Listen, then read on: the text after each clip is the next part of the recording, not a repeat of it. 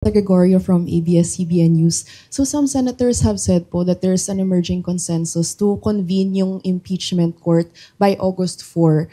For anyone lang po who wants to answer, ano po tingin niyo sa date na to? Is this too late na po?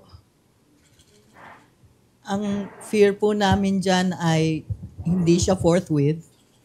At pangalawa po, baka hinihintay nila ang any decision from the Supreme Court as a means of finding an excuse not to proceed. No? So sa amin, we would really be happy if this very, very delayed trial would already proceed as soon as possible. No? Kasi the 20th Senate has been convened, and we would hope that their first order of business will be the trial itself.